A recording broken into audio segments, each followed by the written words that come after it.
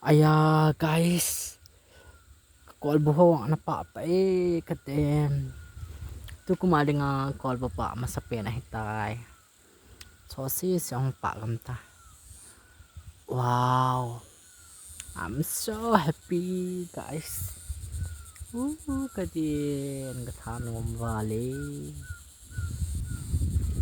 Siya hapatin na. Kolbu tami guys, kalau ya. Thing lấy sữa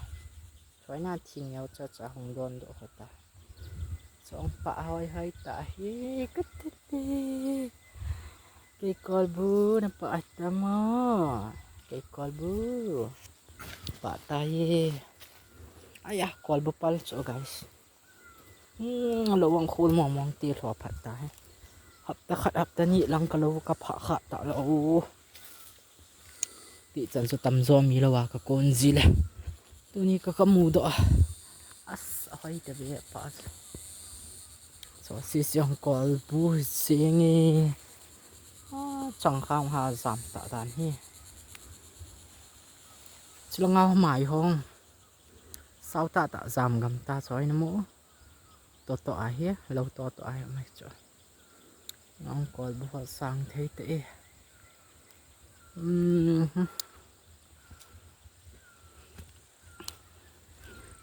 chẳng khá cho nó sẽ quý chẳng khá kolbu lây ta bằng hiền tầm đan đàn lăng bẹ khu lâu bụ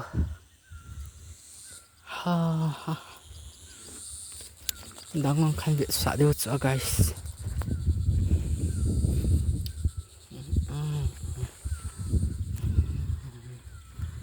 khăn được ổn vào lê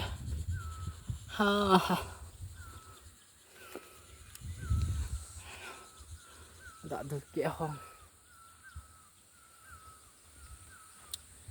hampa vang là sai ta rồi đi mai chứ nó giảm hơi ta bé không cả mong tệ độ nó hơi độ mong ta ipi bé ham cái bôi nè ipi bé ti bata cổ nhầm xuống cái chuyện tạ lâu nè chẳng may on giảm hay gì lăng lâu nay pa chẳng may pa ta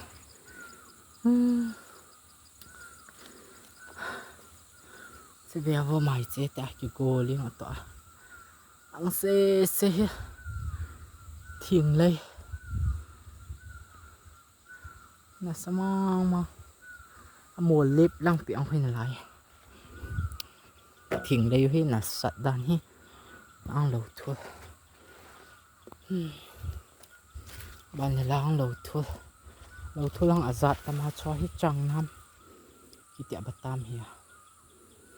lăng kia lăng cầm lại gạo chừng một lăng không kia lâu khẩn chị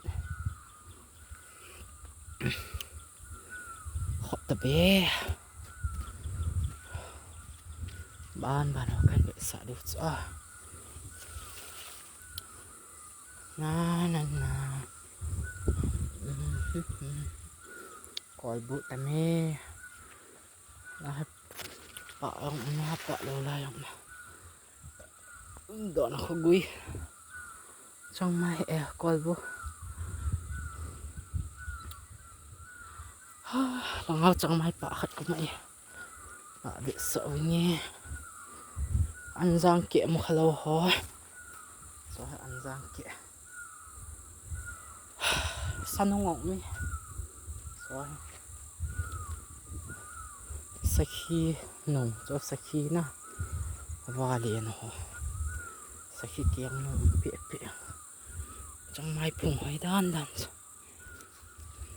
thì bây giờ ai nói đục sẽ điên bỏ vô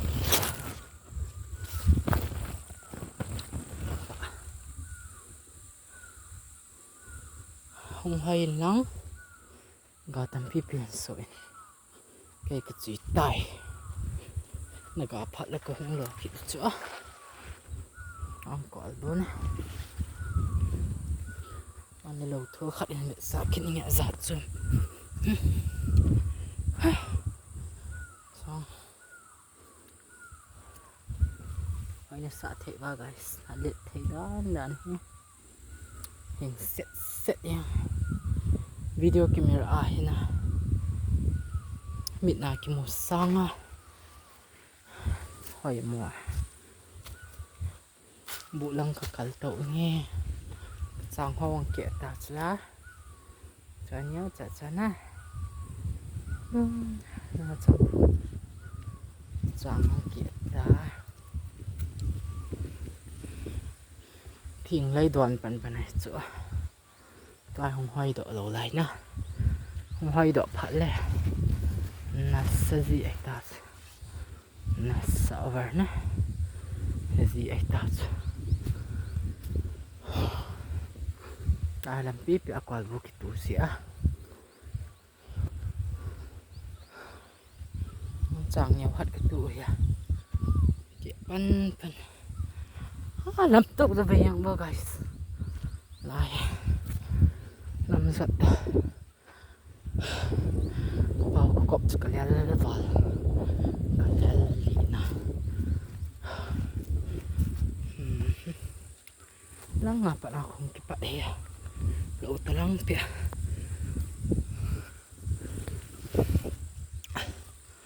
kaya sami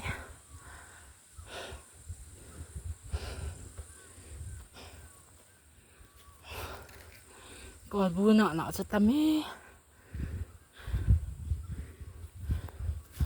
luôn phật này cái bộ nôm men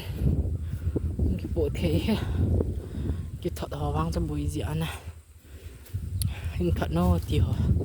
xây lối thế này đây là không cái bộ rọ đấy đang lâu thu hay hay mà chỉ bộ xong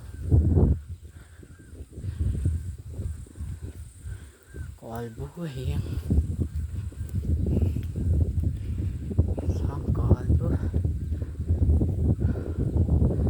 ai cái cha tiền cái chuyện này bằng hoa nè vài bụi tụ vào ra cái mặt này bộ xong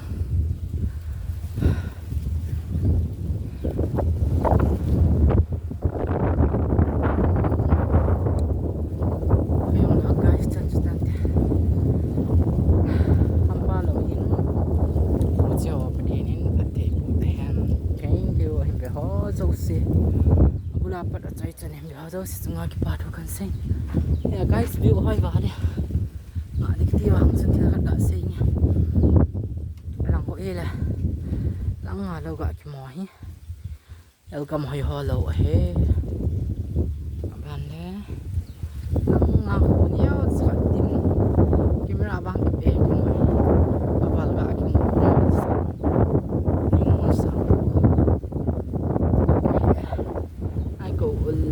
cậu đun tiệp bụi hiện bạn đấy ba độ trả đâu hay cái một chuyện đó ba số ba cậu sẽ xem lâu nặng xe lăng ngang xây bằng là kho lâu lại nhá đang lâu mà là kiên lắm ví dụ lăng ngang có lâu sau nó mà tao lăng ngang có chỗ khá lâu hiểu guys lại thank you cho nên việc sẽ viên bà mê này lòng ghé bye bye